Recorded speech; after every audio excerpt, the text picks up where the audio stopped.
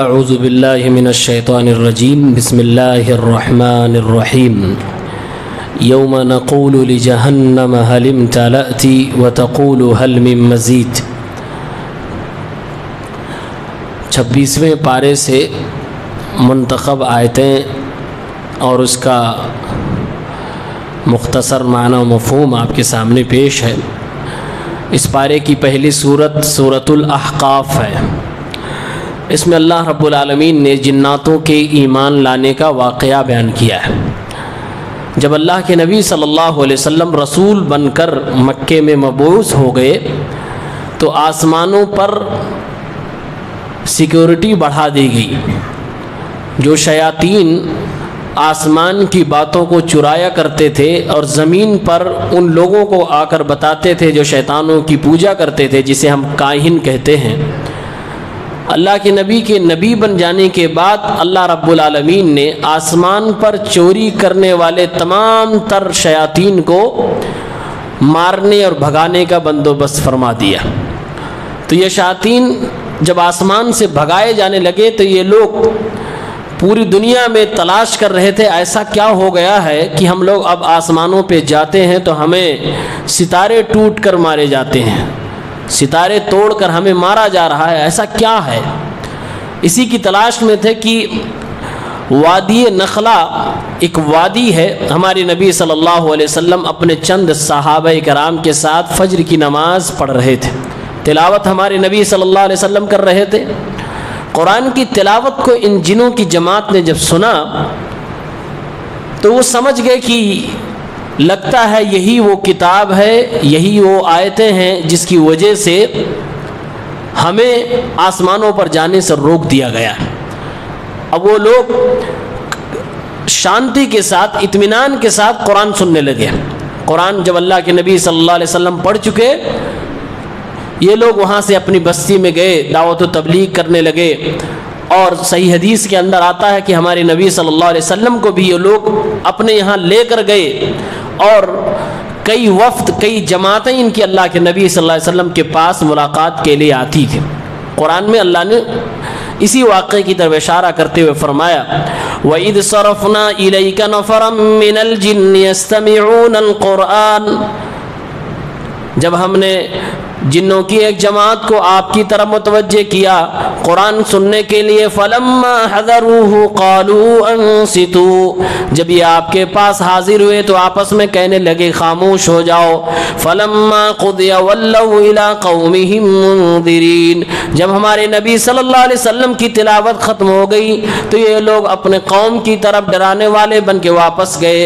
قَالُوا يَا قَوْمَنَا إِنَّا سَمِعْنَا كِتَابًا أُنزِلَ مِن بعد موسیٰ مصدقا لما بین یدیہ، یہ لوگ جو اپنے قوم کے اندر واپس گئے کہا اے میری قوم کے لوگوں، ہم نے ایک ایسی کتاب کو سنا ہے جو موسیٰ علیہ السلام کے بعد نازل کی گئی ہے، اپنے سے پہلے کتابوں کی تصدیق کرنے والی ہے، یہدی الی الحق و الی طریق مستقیم، یہ کتاب حق کی طرف اور صراط مستقیم کی طرف رہنمائی کرنے والی کتاب ہے۔ یا قومنا اجیبوا داعی اللہ، اے میری قوم کے لوگوں، اللہ رب العالمین کی طرف بلانے والے اللہ کے داعی کا جواب دو، یعنی اس کی باتوں کو مانو، فآمنوا بہ، اور اس پر ایمان لے آؤ، یغفر لکم من ذنوبکم، اللہ رب العالمین تمہارے بعض گناہوں کو معاف فرما دے گا، ویجرکم من عذاب علیم، اور دردناک عذاب سے تمہاری حفاظت فرمائے گا۔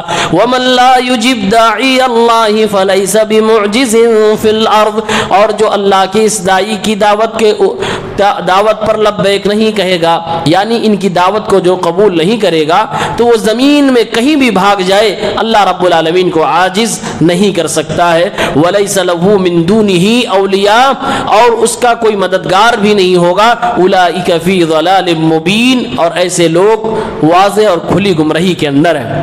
یہ جنوں کا واقعہ ہے جنہوں نے نبی کریم صلی اللہ علیہ وسلم سے قرآن کی تلاوت کو فجر کی نماز میں سنا تو یہ لوگ ایمان لے آئے اور اس کے بعد اپنے قوم میں گئے، دعوت و تبلیغ کرنے لگے۔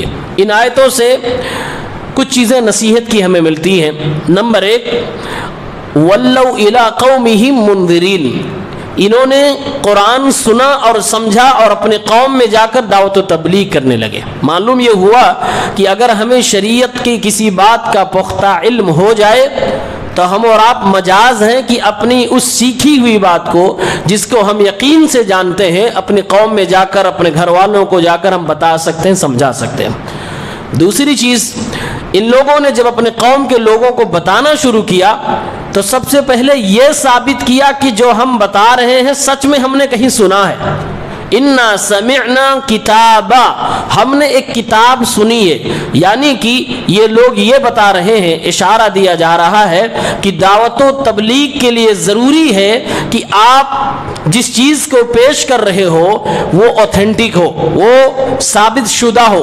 ہوا میں بات کرنے والی چیزیں دعوت و تبلیغ میں نہیں پیش کی جاتی ہیں۔ ان لوگوں نے، جنہوں نے بھی اپنی قوم سے کہا انا سمعنا، ہم نے سنا ہے ایک کتاب کو، اور پھر اپنے اس میٹیریل کو جو اپنی قوم کے سامنے پیش کر رہے ہیں اس کی خوبی بتاتے ہوئے کہہ رہے ہیں وہ میٹیریل جو ہم نے سنا ہے، وہ کتاب جس کو ہم نے سنا ہے، یہ کتاب موسیٰ علیہ السلام کے بعد نازل کی گئی ہے، یعنی یہ آسمانی کتاب ہے۔ اور اس کتاب کی خوبی یہ ہے کہ پہلے کی آسمانی کتابوں کی تصدیق کرتی ہے۔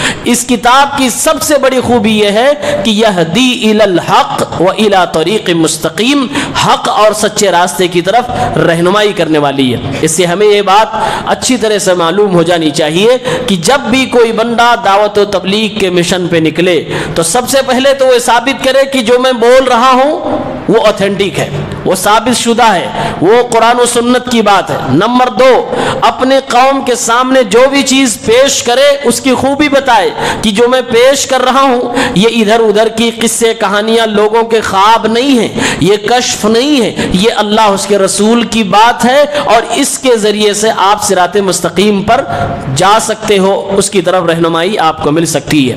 جنہوں نے اپنے قوم کے لوگوں سے یہ بھی کہا کہ ایمان لے آؤ اس رسول پر، ایمان لاؤ گے تو 2 فائدہ ہوگا، یغفر لکم من ذنوبکم، تمہارے گناہوں میں سے بعض گناہوں کو اللہ تعالیٰ معاف فرما دے گا، یعنی کہ وہ گناہ جس کا تعلق اللہ رب العالمین سے ہے، حقوق اللہ والے جو گناہ ہوتے ہیں وہ اللہ معاف فرما دے گا، جو حقوق العباد والے ہیں اس کو بندوں سے معافی مانگنے کے بعد وہ معاف کیے جائیں گے۔ دوسرا فائدہ ہے وَيُجِرْكُم مِّنْ عَذَابٍ أَلِيمٍ، جب تم ایمان لے آؤ گے، ہدایت کے راستے پہ آ جاؤ گے تو تمہارے سارے پچھلے گناہ معاف ہو جائیں گے، ساتھ میں اللہ تعالیٰ دردناک عذاب سے تمہیں بچا لے گا۔ اس کے بعد جنہوں نے ایک بات یہ بھی کہی، سنو ہمارا کام تھا بتانا، سمجھانا، جو سنا ہم نے پہنچا دیا اور ایمان لانے کی دعوت بھی تمہیں دے دی، اب اگر تم نہیں مانتے ہو تو یہ بھی جان لو اللہ رب العالمین کے کچھ بگاڑ نہیں سکتے۔ وَمَن لَا يُجِبْ دَاعِيَ اللَّهِ، جو اللہ کی اس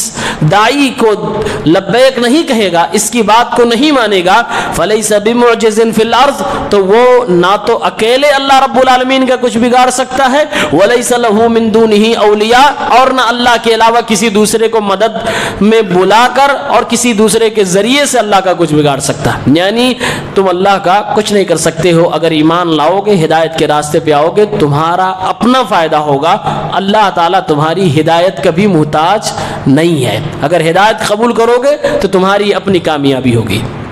ان آیتوں میں دعوت و تبلیغ کے تعلق سے جو اہم باتیں بتائی گئیں، کاش کی ان باتوں کو آج کی تبلیغی جماعت اگر اپنے سامنے رکھے تو گمراہی سے نکل سکتی ہے۔ آج کی تبلیغی جماعت کی حالت یہ ہے کہ وہ سب سے پہلے تو انہیں پتہ ہی نہیں ہے جو میں بات پیش کر رہا ہوں، انا سمعنا کتاباً، انہیں نہیں معلوم ہے کہ یہ بات صحیح بھی ہے یا غلط بھی ہے۔ دوسری بات، جو وہ پیش کر رہے ہیں، جو کہانی سنا رہے ہیں، انہیں یہ بھی نہیں معلوم ہے یہ اس کہانی سے سامنے والا بگڑے گا، اس کا عقیدہ صحیح ہوگا یا عقیدہ اور بگڑ جائے گا۔ تو یہ ساری چیزیں نہیں معلوم ہے، اس کی وجہ سے اس کے اندر بڑی خرابیاں ہیں، بجائے اس کے نفع کے امت کے اندر غلط عقیدے کا پرچار ہوتا ہے۔ اس کے بعد سورہ محمد آتی ہے، اللہ رب العالمین نے اس سورت کے اندر یہ بھی بیان فرمایا ہے فَاعْلَمْ أَنَّهُ لَا إِلَهَ إِلَّا اللَّهُ، کہ پہلے علم حاصل کرو کہ اللہ کے علاوہ کوئی معبود برحق نہیں ہے۔ اللہ کے علاوہ کوئی عبادت کے لائق نہیں، اس بات کا آپ کو علم حاصل کرنا ضروری ہے۔ اسی لیے امام بخاری رحمہ اللہ نے اسی آیت کو سامنے رکھتے ہوئے صحیح بخاری کے اندر باب باندھا ہوا ہے کہ عمل کرنے سے پہلے، بولنے سے پہلے علم کا ہونا ضروری ہے۔ آج تبلیغ سے پہلے بھی لوگ علم ہونا ضروری نہیں سمجھتے، سنی سنائی باتوں کو، ادھر ادھر کی باتوں کو، واٹس ایپ کی باتوں کو، اسٹیٹس کی باتوں کو لوگ تبلیغ کے نام پر آگے پروس رہے ہوتے ہیں، دوسروں کو بتا رہے ہوتے ہیں۔ اللہ نے فرمایا فَعْلَمْ، یقین سے پہلے علم حاصل کرو، اس کے بعد دوسروں کو بتاؤ۔ جو یہ آیت اور جو حدیث پیش کی جاتی ہے بلغوا عنی ولو آیہ، کہ میری طرف سے لوگوں کو باتیں پہنچایا کرو چاہے ایک آیت ہی، اس حدیث کا ہرگز یہ مطلب نہیں ہے کہ آپ کو آدھی ادھوری بات معلوم ہوئی اس کے بعد دوسروں کو پہنچانے لگو، نہیں، یقین سے آپ کسی بات کو سیکھ لو، اس کے بعد اس کو پہنچا سکتے ہو، اور صرف اتنا ہی پہنچاؤ جتنے کا علم ہو، اس میں اپنی طرف سے ایڈ کر کے یا مجھے ایسا لگتا ہے اس طرح کر کے لوگوں کو گمراہ کرنے کی کوشش نہ کی جائے۔ سورۃ الفتح کی شروعات ہے۔ سورہ فتح میں اللہ تعالیٰ نے صحابہ کرام کی عظمت کو بیان کرتے ہوئے فرمایا محمد الرسول اللہ، محمد اللہ کے رسول ہیں، والذین معه وشداء علی الکفار، جو نبی کریم صلی اللہ علیہ وسلم کے صحابہ ہیں اور کافروں پر سخت ہے، رحماء بینہم، آپس میں رحم دل ہیں، تراہم رکعا سجدا یبتغون فضلا من اللہ ورضوانا، آپ انہیں دیکھیں گے رکوع کرتے ہوئے، سجدہ کرتے ہوئے، یہ اللہ رب العالمین کی خوشنودی تلاش کرتے ہیں، سیماہم فی وجوہہم من اثر السجود، سجدوں کے اثر سے ان کے چہروں پہ نشانیاں بنے ہوئی ہیں، ذالک مثلہم فی التوراۃ ومثلہم فی الانجیل، ان کی یہ مثال تورات میں بھی انجیل میں بھی ہے، کزرع اخرج شطأہ فآزرہ، کسی ایسے درخت کی طرح، کسی ایسی کھیتی کی طرح جس نے اپنا کھوا نکالا ہو اور پھر وہ مضبوط ہو گیا ہو، پھر موٹا تازہ ہو گیا ہو،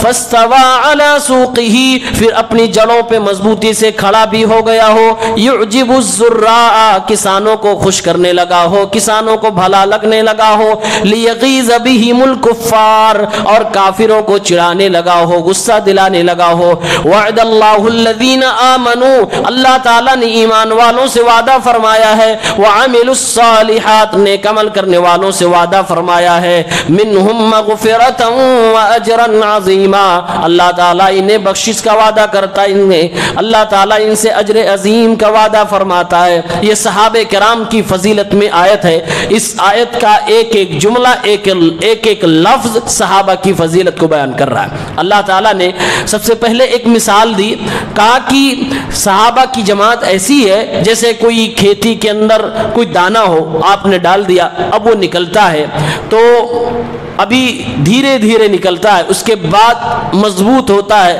اپنی اس کی ٹہنیاں نکلتی ہیں، پھر اس کے بعد اور تناور ہوتا ہے، اس کے اندر اناج آ جاتے ہیں، اس کے بعد ایک کسان جس نے کبھی ایک دانہ ڈالا تھا اب لہلہاتی ہوئی کھیتی جب دیکھتا ہے تو اس کو خوشی ہوتی ہے۔ اللہ تعالیٰ نے صحابہ کی مثال ایسے دی کہ صحابہ کرام پہلے تھوڑے سے تھے، اس کے بعد اور بڑھتے گئے، طاقتور بنتے گئے، مضبوط ہوتے گئے، اپنی ان کی حکومت آ گئی، ایک ایسی جماعت تیار ہو گئی جس جماعت کو اللہ تعالیٰ دیکھ کر خوش ہو رہا ہے، نبی کریم دیکھ کر خوش ہو رہے ہیں، اور ساری امت مسلمہ اس جماعت سے خوشی کا اظہار فرما رہی ہے، اور تمام مسلمانوں کی نگاہوں میں صحابہ کرام کی جماعت بھلی معلوم ہوتی ہے۔ صحابہ سے محبت، صحابہ سے لگاؤ اور صحابہ کے بارے میں صحیح عقیدہ رکھنا، یہ تمام اچھے ایمان والے مسلمانوں کی، ایمان والوں کی پہچان ہے۔ آگے فرمایا اللہ نے لیغیظ بہم الکفار، صحابہ کو مضبوطی اللہ نے اس لیے دی تاکہ کافروں کو چڑھ ہو۔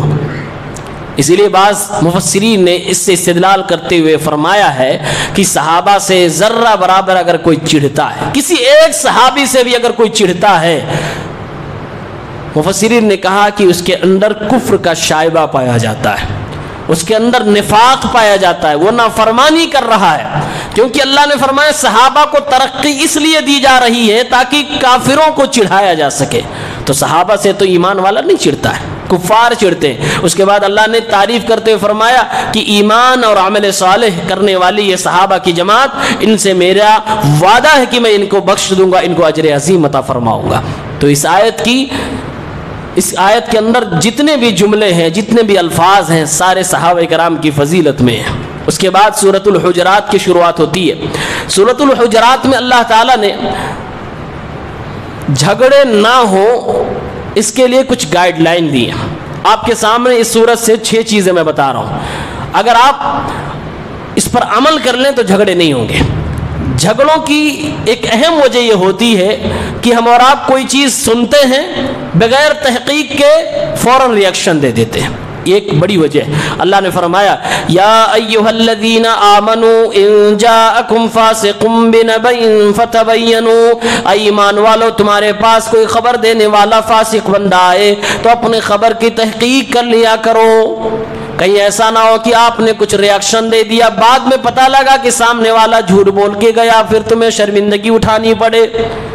دوسری چیز اللہ نے فرمایا لا يسخر قوم من قوم عسى ان يكونوا خيرا منهم، جھگڑوں کی دوسری وجہ ہوتی کہ لوگ ایک دوسرے کا استہزاء کرتے ہیں، مذاق اڑاتے ہیں، تمسخر کرتے ہیں۔ اللہ نے فرمایا کوئی قوم کسی قوم کا مذاق نہ اڑائے، ممکن ہے جس کا آپ مذاق اڑا رہے ہو وہ تم سے بہتر ہو، اللہ بہتر جانتا ہے۔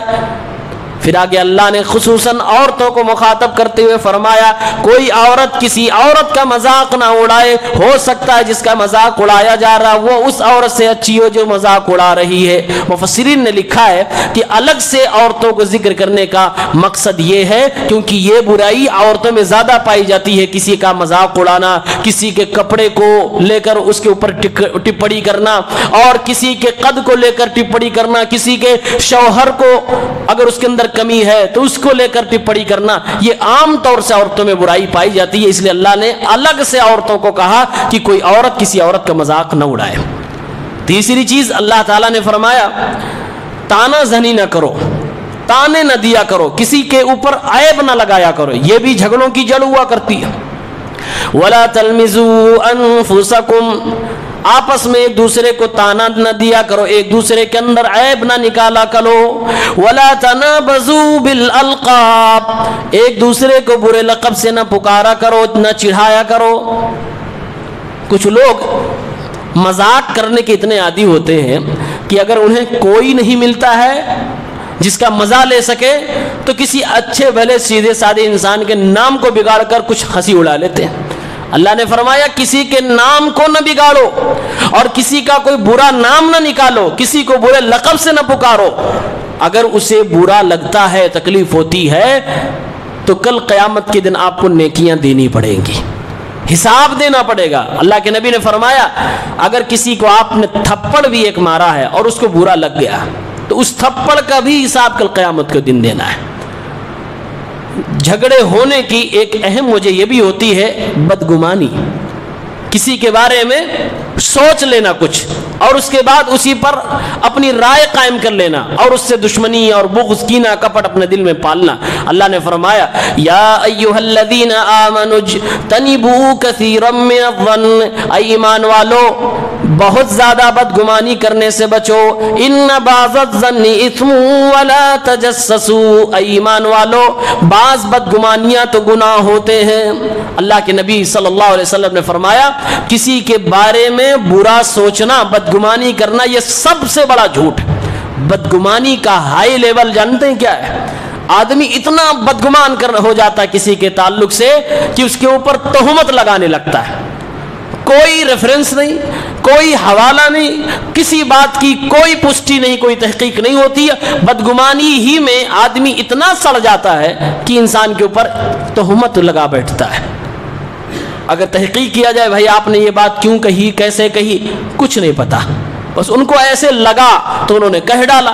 یہ بعض دفعہ بدگمانیاں انسان کو تہمت ترازی پر لے آتی ہیں، اسی لیے ہمارے نبی نے فرمایا سب سے بڑا جھوٹ اگر کوئی ہے تو کسی کے خلاف بدگمانی کرنا ہے۔ وَلَا تَجَسَّسُوا، پانچویں برائی جس کے ذریعے سے جھگڑے زیادہ تار ہوتے ہیں، کسی کی برائی میں، کسی کی عیب کی تلاش میں نہ رہا کرو، ٹوہ میں نہ لگا کرو۔ آج ایسے اکثر لوگ ہوتے ہیں کسی سے دشمنی ہو جائے تو کہتے ہیں ٹھیک ہے بیٹا کوئی فالٹ ملے تو پھر تمہیں بتاتے ہیں۔ اب یہ جو کہتے ہیں فالٹ ملے کچھ تب بتاتے ہیں تو ایسا نہیں ہے کہ بس بول کے اپنے گھر بیٹھ کے فالٹ کبھی مل گیا تو وہ فالٹ تلاش بھی کرنے لگتے ہیں. کسی کی برائی کو تلاشنا، اس کے پیچھے لگ جانا، اس کے پیچھے آدمی لگا دینا، اسی کو شریعت نے کہا تجسس. اللہ نے فرمایا وَلَا تَجَسَّسُوا، کسی کے پیچھے پڑھ کے اس کی برائیوں کو نہ تلاش کیا کرو، کسی کی ٹوہ میں نہ پڑا کرو. نیت کیا ہوتی ہے؟ شریعت نے کہا اگر کسی کا عیب تمہیں معلوم ہو جائے تو اسے چھپاؤ. اگر کسی کے عیب کو آپ دنیا میں چھپاؤ گے، قیامت کے دن اللہ تعالیٰ تمہارے بڑے بڑے عیبوں کو چھپا لے گا. لیکن انسان جب بدلے باز ہو جاتا ہے، جب بدگمانیوں میں ڈوب جاتا ہے، تو اگلے کو بدنام کرنے کے لیے کوشش میں لگا رہتا ہے. کوئی اس کی غلطی مل جائے، کوئی اس کے عیب کو، کوئی اس کا عیب مل جائے جس کے ذریعے سے اس کو بدنام کیا جا سکے. تو ایسے لوگ ہمیشہ تلاش میں رہتے ہیں، کوئی نہ کوئی غلطی ملے بس پھر اس کے بعد میں اس کو بدنام کرتا ہوں. اللہ نے منع فرمایا. اور یہ بھی جھگڑے کی ایک اہم وجہ ہے. جھگڑے کی ایک اہم وجہ وَلَا يَغْتَبْ بَعْضُكُمْ بَعْضًا، کوئی کسی کی غیبت نہ کرے. غیبت تو اسلام کے اندر سخت حرام ہے. ہمارے نبی فرماتے ہیں کوئی انسان کسی کی جب غیبت کرتا ہے تو گویا کہ وہ شخص مر جائے، مرے ہوئے بھائی کا گوشت کھائے. جتنا خطرناک کام یہ ہے، اس سے زیادہ خطرناک کام یہ ہے کہ آپ کسی کی غیبت بیان کرو. عام طور سے لوگ کہتے ہیں کیوں نہ میں اس کی برائی بیان کروں، یہ برائی اس کے اندر ہے، اسی کو غیبت کہتے ہیں.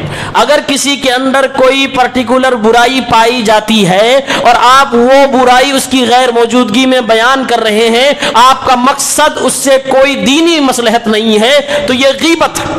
اگر وہ برائی اس کے اندر نہیں ہے تب تو یہ بہتان ہے، تب تو یہ الزام ہے کہ آپ نے اس کے نام پہ وہ بات کہی ہے جو اس کے اندر ہے ہی نہیں.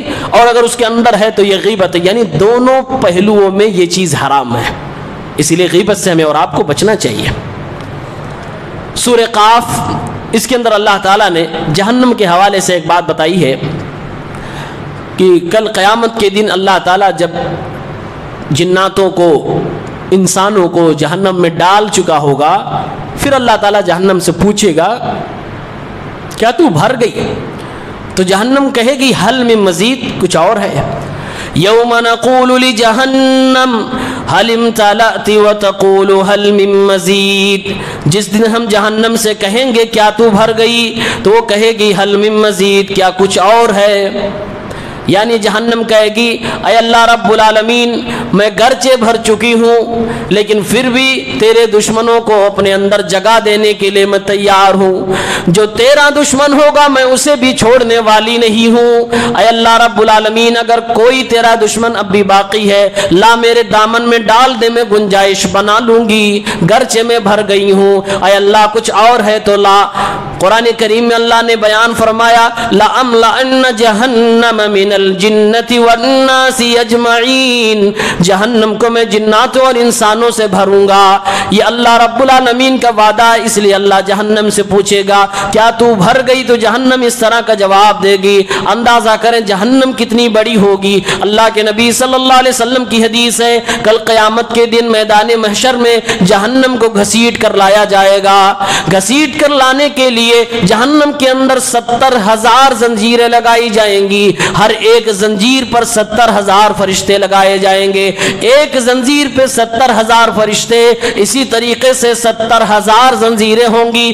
آپ اندازہ کریں کتنے کروڑ میں فرشتوں کی تعداد ہوگی، جہنم کو گھسیٹ کے لائیں گے. ایک جہنمی کے تعلق سے ہمارے نبی بیان فرماتے ہیں جہنمیوں کے دانت کے حوالے سے ان کا دانت احد پہاڑ کے برابر ہوگا. اللہ کے نبی فرماتے ہیں بعض جہنمیوں کے چمڑے کی موٹائی 42 ہاتھ موٹی ہوگی. اللہ کے نبی فرماتے ہیں بعض جہنمیوں کو جہنم میں رہنے کے لیے اتنی جگہ دی جائے گی جتنی مکے اور مدینے کے درمیان کی جگہ ہے، یعنی تقریباً 450 کلومیٹر ایک جہنمی کی جگہ ہوگی. اتنا بھیانک جہنمی بنا دیا جائے گا، وہ جہنم بھری جائے گی. اللہ کے نبی صلی اللہ علیہ وسلم فرماتے ہیں اللہ تعالیٰ جب جہنم کہے گی کچھ اور ہے، تو اللہ تعالیٰ ایسا نہیں کرے گا کہ کسی اور مخلوق کے اٹھا کر اس کو جہنم میں ڈال دے جس کی غلطی نہ ہو. اللہ تعالیٰ کسی مخلوق پر ظلم نہیں کرے گا. فَيَضَعُ الرَّبُّ تَبَارَكَ وَتَعَالَى قَدَمَهُ عَلَيْهَا, اس جہنم کے اوپر اللہ رب العالمین اپنے قدم کو رکھ دے گا. جہنم کہے گی قط قط وعزتك یا رب العالمین, اے اللہ رب العالمین بس رہنے دے, اب کافی ہے تیرے عزت و جلال کی قسم. فَهُنَالِكَ تَمْتَلِئُ, جب اللہ تعالیٰ اپنا قدم جہنم کے اوپر رکھے گا جہنم بھر جائے گی. وَيُزْوَى بَعْضُهَا إِلَى بَعْضٍ, جہنم کے حصے آپس میں ایک دوسرے سے چمٹ جائیں گے, یعنی اللہ رب العالمین کے قدم پڑتے ہی جہنم سمٹ جائے گی. وَلَا يَظْلِمُ اللَّهُ مِنْ خَلْقِهِ أَحَدًا, اللہ تعالیٰ اپنی مخلوقات میں سے کسی کے اوپر ظلم نہیں کرے گا. اس کے بعد اس پارے کی آخری سورت سورۃ الذاریات, اس میں اللہ تعالیٰ نے ابراہیم علیہ السلام کے پاس مہمان آئے تھے, ان مہمانوں کو تذکرہ فرمایا ہے. هل اتاک حدیث ضیف ابراہیم المکرمین, اے نبی کیا آپ کے پاس ابراہیم علیہ السلام کے پاس آنے والے معزز مہمانوں کی خبر ہے. اذ دخلوا علیہ, جب وہ مہمان ابراہیم علیہ السلام کے پاس آتے ہیں, فقالوا سلاما, تو سلام کرتے ہیں. قال سلام قوم منکرون, تو ابراہیم علیہ السلام سلام کا جواب دیتے ہوئے کہتے ہیں اجنبی قوم. فراغ الی اہلہ, چپکے چپکے جلدی سے اپنے گھر والوں کے پاس جاتے ہیں. فجاء بعجل سمین, ایک موٹی تازی گائے کا گوشت لے کر آتے ہیں, بچڑے کا گوشت لاتے ہیں. فقربہ الیہم, اور وہ گوشت اپنے مہمانوں کے سامنے پیش کرتے ہیں. قال لا تاکلون, جب وہ مہمان نہیں کھاتے ہیں تو کہتے ہیں آپ لوگ کھانا کیوں نہیں کھا رہے. فاوجس منہم خیفہ, ابراہیم علیہ السلام دل ہی دل میں ڈرنے لگتے ہیں. قالوا لا تخف, وہ مہمان کہتے ہیں کہ تم غم نہ کرو, خوف نہ کھاؤ. وبشروہ بغلام علیم, کہتے ہیں ہم اللہ کے فرشتے ہیں اور حضرت ابراہیم علیہ السلام کو ایک جانکار بچے کی بشارت سنا کے جاتے ہیں. یہ حضرت اسحاق علیہ السلام تھے جن کی بشارت سنا کر فرشتے گئے تھے. یہ جو مہمان آئے تھے یہ مہمان انسان نہیں تھے, یہ فرشتے تھے, ابراہیم علیہ السلام کے پاس آئے تھے. مفسرین نے اس واقعے سے مہمان نوازی کے آداب بیان کیے اور اس سے استنباطات کیے ہیں کہ مہمان نوازی حقیقت میں کیسی ہونی چاہیے. ابراہیم علیہ السلام سے ہم اور آپ کو سیکھنا چاہیے. ہمارے نبی کی حدیث ہے من کان یؤمن باللہ والیوم الآخر فلیکرم ضیفہ, جو اللہ پر اور آخرت کے دن پر ایمان رکھتا ہو اپنے مہمانوں کی مہمان نوازی کرے اور اپنے مہمانوں کی عزت کرے. مہمانوں کی عزت کرنے کا حکم دیا گیا ہے اور اس کو ایمان سے جوڑا گیا. اس واقعے میں دیکھیے اللہ تعالیٰ نے خود فرمایا ضیف ابراہیم المکرمین, ابراہیم علیہ السلام کے عزت دار مہمان. مطلب یہ ہوا اللہ تعالیٰ مہمان کو خود عزت دار کہہ رہا ہے, یعنی کہ امت کے لوگوں کو, مسلمانوں کو مہمانوں کی عزت کرنی چاہیے, زبان سے بھی اور اپنے کردار سے بھی عزت کرنی چاہیے, کیونکہ اللہ تعالیٰ نے مہمانوں کو عزت سے جوڑ کر بیان کیا. اور اس واقعے میں اللہ نے ایک ایک اس نقطے کو بیان کیا ہے کہ ابراہیم علیہ السلام نے اپنے مہمانوں کی کس قدر عزت کی تھی. آپ ذرا دیکھیے, ابراہیم علیہ السلام جو مہمانوں کی مہمان نوازی کرنے لگے تو جب کوئی بھی مہمان آتا ہے اس کی مہمان نوازی کا پہلا حق ہے کہ آپ اس سے اچھے سے بات کریں, بہترین انداز میں اس سے سلام کریں. بعض لوگ سلام بھی کرتے ہیں تو منہ بسور کر, ایسا لگتا کہ اب آیا ہے اب خرچہ کرائے گا, اپنے دل کی آواز نکال رہے ہوتے. تو صحیح انداز میں سلام کیا جائے, اگر ہو سکے تو اس کا استقبال کیا جائے, اپنے گھر کے دروازے سے تھوڑا آگے بڑھ کے اس کا استقبال کیا جائے اور اس کو اچھے انداز میں سلام کیا جائے جیسے کہ ان لوگوں نے سلام و جواب آپس میں ایک دوسرے کو کیا. دوسرا ادب یہ ہے مہمان نوازی کا کہ ہمیشہ مہمانوں کے ساتھ پیار سے اور نرمی سے بات کی جائے. ابراہیم علیہ السلام نے ان مہمانوں کو پہچانا نہیں ہے, یہ فرشتے تھے, انسان کی شکل میں آئے تھے اور وہ بھی انسان جو ان کے علاقے کے نہیں تھے, یعنی وہ انسان بھی ان کے پہچان کے نہیں تھے. تو ابراہیم علیہ السلام نے یہ نہیں کہا آپ لوگ تو اجنبی لوگ ہو, پتہ نہیں کہاں سے سر اٹھائے چلے آئے, منہ اٹھا کے چلے آتے ہو. ابراہیم علیہ السلام نے یہ بھی نہیں کہا کہ آپ لوگ اجنبی ہو, کہا اجنبی لوگ, آپ بھی لفظ حضرت ابراہیم نے نہیں کہا. مفسرین نے استدلال کیا قوم منکرون کہہ کر ابراہیم علیہ السلام نے گویا کہ ان کی عزت کی ہے اور الفاظ کو صحیح انداز میں صحیح طریقے سے استعمال فرمایا ہے. یہ نہیں کہا کہ میں تمہیں نفرت کرتا ہوں، میں تمہیں نکارتا ہوں، نہیں کہا اجنبی قوم ہے. اس کے باوجود ابراہیم علیہ السلام اجنبی مہمان کے لیے کس قدر قربانی کر رہے ہیں آگے بیان ہوتا ہے. مہمان نوازی کا تیسرا ادب یہ ہے کہ جلدی سے مہمان نوازی کی جائے، جلدی سے کچھ پیش کیا جائے. قرآن کی آیت فراغ الی اہلہ، ابراہیم علیہ السلام اپنے ان مہمانوں جو کہ اجنبی تھے جلدی سے ان کو چھوڑ کر اپنے گھر کی طرف، اپنے اہل و عیال کی طرف گئے اور چپکے سے گئے تاکہ ان کے پاس کچھ کھانے پینے کی چیز لا کر پیش کریں. فما لبث ان جاء، فوراً گئے اور فوراً آئے. اس لیے مہمان نوازی کرنے میں جلدی کرنا چاہیے. ایسا نہ ہو کہ جا کے بیٹھے 1 گھنٹے کے بعد 1 کپ چائے آ رہی ہے، پھر دوسرے گھنٹے کے بعد پوچھ رہے ہیں کہ کچھ اور پئیں گے، کچھ اور کھائیں گے. یہ بخیلی اور کنجوسی ہے. مہمان نوازی کا ایک ادب یہ بھی ہے کہ ہمیشہ چھپا کر مہمان نوازی کرنی چاہیے. کیا مطلب؟ ہو سکتا ہے آپ کے گھر میں کچھ چیزیں نہ ہوں جس سے آپ مہمان نوازی کر سکیں. تو بہت سارے لوگ ایسے ہوتے ہیں، مہمان آ گیا سامنے بیٹھ گیا، اب اپنے کسی نوکر کو کسی بچے کو بلایا، لے بھیا جا کے کولڈ ڈرنک لے آؤ، لے آؤ، اور کیا کھائیں گے آپ؟ مہمان سے پوچھ رہا، مہمان کے سامنے یہ بات کر رہا ہے. یہ مہمان نوازی کے آداب کے خلاف. حضرت ابراہیم کے لیے جو لفظ استعمال کیا گیا فراغ الی اہلہ، اس کا معنی ہوتا ہے چپکے سے گئے تھے ابراہیم علیہ السلام کہ مہمانوں کو پتہ نہ چلے کہ میں کہاں جا رہا ہوں، کیا لانے جا رہا ہوں. یعنی مہمان نوازی کا ادب یہ ہے کہ آپ چپکے سے اس کے کھانے پینے کا بندوبست کریں. کیوں؟ اس کے پیچھے کیا مقصد ہو سکتا ہے؟ اس کے پیچھے اس آدمی کی عزت نفس ہے. اگر مہمانوں کے سامنے آپ کہہ رہے تو غیرت مند اگر آدمی ہے تو گرچہ وہ بھوکا ہوگا کہہ دے گا رہنے دیجئے، کوئی تکلف نہ کریے، گرچہ اس کو پیاس لگی ہوگی لیکن وہ منع کر دے گا. اور بہت سارے بخیل لوگ اسی لیے اس سے پوچھتے ہیں تاکہ یہ منع کر دے. اس کے بعد میں کہے آپ نے تو، میں نے تو پوچھا ہی تھا، آپ نے تو منع کر دیا تھا. اس لیے اس کے سامنے نہیں کرنا چاہیے. غیرت مند آدمی منع کر دے گا، اور اگر نہ بھی منع کرے تو اس کے اندر کو ٹھیس پہنچے گی، اس کو شرم آئے گی، اس کو حیا آئے گی. اس لیے ادب میں سے ہے کہ اس کے سامنے یہ سب نہ کیا جائے. مہمان نوازی کا ایک ادب یہ بھی اس میں سکھایا گیا کہ ابراہیم علیہ السلام نے مہمانوں کو سلام کلام کیا، اس کے بعد وہاں سے پھٹ سے نکل گئے. مفسرین نے استدلال کیا ہے کہ مہمانوں کو کبھی کبھار تھوڑی دیر کے لیے اکیلے میں چھوڑ دینا چاہیے. ایسا نہ ہو کہ وہیں سوار رہو. عموماً کھانے کے وقت میں آپ نے خوب اچھی اچھی چیزیں پیش کی ہیں، اب اس کے سر پہ آپ سوار ہو کیسے کھائے گا؟ اور اگر پہلی بار سسرال گیا ہے، داماد ہے، وہ تو اسے شرما رہا ہے، وہ کیسے کھائے گا؟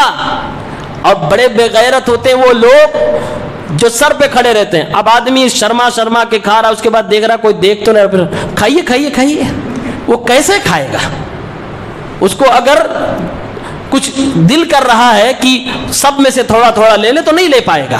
اس لیے مہمان کو تھوڑی دیر کے لیے چھوڑ دینا چاہیے. اگر آپ ساری چیزیں دے چکے ہو کنارے ہو جاؤ، وہاں سر پہ کھڑے نہ رہو. کچھ لوگ تو ویڈیو بھی بنا رہے ہو، بعد میں دیکھیں گے کس نے کتنا بڑا لقمہ کھایا اور کتنی زیادہ بوٹیاں کھائی ہیں. بعد میں پلیٹ کے کنارے کی ہڈیاں بھی چیک کریں گے، فلاں نے تو بہت کھایا تھا. یہ مہمان نوازی کے آداب میں سے نہیں ہے. کھانے پینے کے بعد بھی ہر وقت مہمان کے ساتھ بیٹھے رہنا یہ اس کے ادب کے خلاف. بھائی انسان ہے مہمان، اس کو ضرورت پڑ سکتی ہے، کچھ ایسی انسانی ضرورتیں ہوتی ہیں جو آپ کے سامنے وہ نہیں کر سکتا، اس کو شرم لگے گی. کم سے کم اس کو موقع تو دو. ڈکارنا چاہتا ڈکار لے بیچارہ، ہوا خارج کرنا چاہتا ہے ہوا خارج کر لے. بعض مہمانوں کو تو بیچاروں کو ہوا خارج کرنے کے لیے مہمان خانے سے نکل کے باہر جانا پڑتا ہے، اتنے سر پہ سوار ہوئے ہوتے ہیں. بعض لوگ جو شرمیل جو عام طور سے کہیں آتے جاتے نہیں ہیں، وہ سسرال میں بھی جا کے بیچارے ان کو ٹوائلٹ کی پریشانی ہو جاتی ہے، وہ کہہ نہیں پاتے کہ ہمیں ضرورت ہے. اور جو لوگ ڈھیٹ ہو جاتے ہیں جا کے 15 دن سسرال میں بیٹھے رہتے ہیں، ان کو پوچھنے کی ان کو پھر کوئی بھاؤ بھی نہیں دیتا. بتا دیتے ہیں ایک بار ادھر یہ باتھ روم ہے اور ادھر یہ راستہ نکلنے کا مارکیٹ کا ہے، اور جہاں جانا وانا جو اپنے حساب سے کرتے رہو. یہ بھی غلط ہے کہ کہیں آپ جا کر پورا ڈیرا ہی ڈال دو. تو یہ آداب میں سے کہ اس کو تھوڑی دیر کے لیے آپ وقفہ دیا کرو, اسے موقع دیا کرو, اکیلے میں رہے. بہت ساری جگہ پہ اگر شادی شدہ انسان ہے اور وہ گیا مہمانی میں, اب ہر وقت کوئی نہ کوئی بیٹھا ہے, اس کو اپنے گھر اپنی اہلیہ سے بات کر رہا ہو, کیسے بات کرے گا؟ اور بعض دفعہ تو لوگ پوچھ بھی لیتے ہیں, کسی کا فون بھی آ جائے, ہاں بھابھی فون کی تھی, اب کیا اسے بتائے گا وہ کہ ہاں انہوں نے فون کیا تھا, پوچھ رہی تھی کھائے کہ نہیں کھائے, اب ان کو ساری ڈیٹیل بتاؤ. اس کو تھوڑا کچھ پرائیویسی دینی چاہیے. ہر انسان کی زندگی میں چاہے وہ کسی بھی جگہ ہو, اس کو پرائیویٹ کچھ چیزیں ہوتی ہیں جس کو وہ کسی سے نہیں شیئر کرنا چاہتا, پر اس کی پرسنل لائف ہونی چاہیے. مہمانی میں گیا ہے تو اس کا مطلب یہ نہیں کہ اس کے ایک ایک منٹ پہ آپ کا قبضہ ہو گیا ہے. مہمان نوازی کے ایک ادب میں سے یہ بھی ہے, اس واقعے سے پتہ چلا کہ خود ہمیں مہمان کی خدمت کرنی چاہیے. آپ ایسے لوگوں کو دیکھے ہوں گے جو بڑے لوگ ہوتے ہیں, گھر پہ جائیے تو اپنی کرسی پہ بیٹھے رہیں گے, مہمان آیا تو غلام سے, نوکر سے, اپنے کسی اور بچے سے کہیں گے کرسی لے آؤ, مہمان کے لیے کرسی لے آؤ, اپنا نہیں اٹھے گا. ادب کیا تھا, عزت کیا تھی, خود تم اٹھتے, جب تک دوسری کرسی نہ آتی اپنے مہمان کو اس پہ بٹھاتے. یہ عزت ہے مہمان کی. آپ بیٹھے ہوئے ہو, دوسرے کو فرما رہے ہو, تو اس کا مطلب آپ عزت نہیں کر رہے ہو, آپ کروا رہے ہو, اور وہ بھی دکھاوے میں ہے. لہٰذا یہ مہمان نوازی کا ادب نہیں ہے. ادب یہ ہے کہ خود مہمان کو سرو کیا جائے. اور یقین مانیے اگر کسی مہمان کو, گرچہ وہ آپ سے درجے میں کم ہے, آپ سے علم میں کم ہے, اگر آپ کے گھر پہ آ جائے, آپ خود اس کو پانی پیش کریں, خود آپ کو اس کو کھانے پینے کی چیز پیش کریں, آپ دل اس کا جیت لیں گے. اس واقعے میں دیکھیے ابراہیم علیہ السلام پہچانتے بھی نہیں ہیں, پھر بھی کہا فَقَرَّبَهُ إِلَيْهِمْ, پلیٹ خود پیش کر رہے ہیں, کھانا خود سامنے آگے لے جا رہے ہیں. فَجَاءَ بِعِجْلٍ, خود ابراہیم علیہ السلام کھانے کی چیز لے کے آ رہے ہیں. کسی کو نہ حکم دیا اور نہ کسی سے کہا کہ لے کے تم جاؤ, اور نہ خود بیٹھے ہوئے ہیں کہ کسی سے منگوا رہے ہیں, نہیں, خود لا رہے ہیں, خود سامنے پیش کر رہے ہیں. اس لیے مہمان نوازی کا صحیح ادب تو یہ ہے کہ آپ اپنے ہاتھوں سے وہ چیزیں پیش کریں. جاء بعجل سمین, ابراہیم علیہ السلام جو جانور لے کے آئے, گوشت لے کے آئے, بوٹی نہیں لائے تھے, لیگ پیس نہیں لائے تھے, پورا اٹھا کے لے آئے تھے. مفسرین نے استدلال کیا کہ بہتر تو یہ ہے کہ آپ کے گھر پہ جو کچھ بناؤ ٹوٹل لے آؤ, مہمان کو اختیار دو, اپنے حساب سے کھائے. ہو سکتا ہے اس کو وہ بوٹی نہ پسند ہو جو آپ پیش کر رہے ہو, وہ روٹی نہ پسند ہو جو آپ دے رہے ہو, آپ کے پاس اور ویرائٹی ہے, آپ اس کے سامنے رکھ دو, وہ اپنے حساب سے کھا لے گا. ابراہیم علیہ السلام ٹکڑا نہیں لائے, پورا کا پورا بچڑا لا کر پیش کر دیا تھا. اور اس کو اگر اپنے نبی کی زندگی میں دیکھیں, ہمارے نبی کو بکریوں کا شانہ پسند تھا, تو گویا نبی کریم صلی اللہ علیہ وسلم اس کو پسند کرتے تھے, مانگا کرتے تھے اپنی بیویوں سے کہ لاؤ وہی چیز کھانے کے لیے. تو ایسے ہمیں اپنے مہمانوں کا بھی خیال کرنا چاہیے. لیکن ایسے میں کچھ بھوکڑ مہمان ہوتے ہیں, اگر ایسے لوگوں کے سامنے آپ نے پوری ہانڈی رکھ دی تو پورے گھر والوں کو بعد میں پھر بھوکا ہی رہنا پڑے گا. اس کا بھی خیال, مہمان کو بھی خیال کرنا چاہیے. اس میں ایک چیز اور بتائی گئی کہ ہمیشہ اچھی چیز اپنے مہمان کے سامنے پیش کرنا چاہیے. بعجل سمین, سمین کا مطلب ہوتا ہے موٹی, اور عجل کا مطلب ہوتا ہے گائے, یعنی بچھڑا, موٹا بچھڑا. مطلب یہ ہوا کہ آپ اچھے سے اچھی چیز اپنے مہمان کے سامنے پیش کرنے کی کوشش کریے. ایسا نہ ہو کہ آپ تھرڈ کوالٹی کی چیز پیش کر دیں. آپ کے گھر میں کیک رکھا ہوا ہے, اب وہ سڑنے لگا, ایکسپائر ہونے لگا, تو کوئی آیا تو اس کو کھلا دیجئے, اس کو پلا دیجئے. تو یہ سب چیزیں غیر مناسب ہیں. خود کھانا پیش کرنا چاہیے. فقربہ الیہم سے یہ بات معلوم ہوتی ہے. بعض مفسرین نے استدلال کیا ہے کہ بعض گھروں میں جب مہمان بن کے جاؤ تو یہاں بٹھایا, بات چیت کی, اس کے بعد کھانے کے لیے دوسرے کمرے میں بلا رہے ہیں, کھانا وہاں لگا, کہہ رہے ہیں چلیے وہاں کھانے کے لیے, کہہ رہے ہیں یہ بھی غیر مناسب ہے. مناسب یہ ہے کہ مہمان کو ایک بار جس جگہ پہ آپ نے ٹھہرایا کھانا اس تک لایا جائے, اس کو کھانے تک نہ لے جایا جائے. ادب کیا ہے کہ کھانے کو اس تک لایا جائے. اور یقیناً آپ سب تجربہ کیے ہوں گے, میرا تو اپنا ذاتی تجربہ ہے کہ جو بڑے لوگ ہوتے ہیں ان کا کھانا ان کے بستر تک پہنچایا جاتا ہے. ان کو نہیں کہتے بھیا چلو ٹیبل لگا بیٹھ کے کھا لو. اگر وہ ایک بار کہنے پہ نہیں اٹھے تو کہتے ہیں بھیا کو یہیں لے آؤ، ان کو وہیں پہنچا دیا جاتا ہے۔ یعنی آج کی جنتا بھی جانتی ہے کہ یہ زیادہ عزت والی چیز ہے، اس لیے کھانے کو مہمانوں تک لایا جائے، مہمان کو کھانے تک اٹھا کر نہیں لے جانا چاہیے، الا کہ کہیں اگر ایسی رسم و رواج ہے، ایسے ہی چلن ہے کہ لوگ اس کو برائی نہیں سمجھتے، اصل عزت اسی میں سمجھتے ہیں کہ ڈائننگ ٹیبل ایک ہے، اسپیشل اس کی جگہ ہے، وہیں پر جا کر کھایا جائے تو الگ چیز ہے، ورنہ عموماً ایسے ہی ہونا چاہیے کہ مہمان جہاں ہو وہاں کھانا پیش کیا جائے، مہمان کو کھانے تک گھسیٹ کے نہ لے جایا جائے۔ ایک آخری چیز مہمان نوازی کا ادب یہ ہے کہ مہمان جب کھائے تو خوشی منانا چاہیے۔ کس کو؟ کھانے والا تو خوش ہے ہی کہ بڑھیا توڑا، جو کھلا رہا وہ اس کو خوشی منانی چاہیے۔ ابراہیم علیہ السلام کو دیکھیے، وہ سامنے فرشتے تھے، فرشتے کھانا وانا نہیں کھاتے، بہترین گوشت رکھا ہے، فرشتے کھا ہی نہیں رہے۔ ابراہیم علیہ السلام ڈرنے لگے، کیا معاملہ ہے، مہمان کے سامنے اتنا اچھا پیش کیا، کھا نہیں رہے، کہیں ایسا تو نہیں چور ہے، کہیں ایسا تو نہیں کہ اس کی نیت بری ہے، ہمارے ساتھ پتہ نہیں کیا کرنے والا ہے۔ ابراہیم علیہ السلام کے چہرے پر ڈر دکھنے لگا، قرآن نے اس کو تعبیر کیا فَأَوْجَسَ مِنْهُمْ خِیفَةً، اپنے مہمانوں کو دیکھ کر ابراہیم علیہ السلام ڈرنے لگے، کیوں؟ مہمان کھا کیوں نہیں رہے ہیں؟ مفسرین نے استدلال کیا اگر مہمان کھائے تو پھر مہمان نواز کو خوش ہونا چاہیے۔ آج کے مہمانوں کی حالت دیکھیے، اللہ ماشاءاللہ، کھا کے چلا گیا، موٹوا بہت توڑا آج تو پورا ہی کھا لیا، آج کچھ بچا ہی نہیں ہے، کچھ بچے گا نہیں، یہ کچھ چھوڑے گا نہیں، کھا لے گا، سب کچھ کھا لے گا۔ آدمی خوشی نہیں منا رہا ہے، خوش ہونا چاہیے۔ اچھا یہ چیز عورتوں میں ہے، عورتوں میں یہ چیز خوبی ہے، مہمان جب کھاتا ہے تو عورتیں خوش ہوتی ہیں، نہیں کھاتا ان کو ٹینشن ہوتا ہے، کہ لگتا ہے میں نے صحیح نہیں بنایا، پھر ان کو اپنے ہنر پہ شک ہونے لگتا ہے۔ اسی لیے مردوں کو بھی کھانے کی تعریف کر دینی چاہیے، جب تک چل سکے تعریف کرتے رہنا چاہیے۔ آپ کے دو جملے کی تعریف سے اگر اسے موٹیویشن مل جائے اور اس کی بوٹی آپ کی تھالی میں آ جائے، آپ کا کیا جاتا ہے؟ یہ عورت کی صفت ہے، آپ اس کے بنائے ہوئے ہنر کی تعریف کر دیجئے، وہ نہیں کھائے گی، آپ کہیے ہمیں اور ضرورت ہے تو آپ کو کھلا دے گی، خود بھوکی رہ جائے گی۔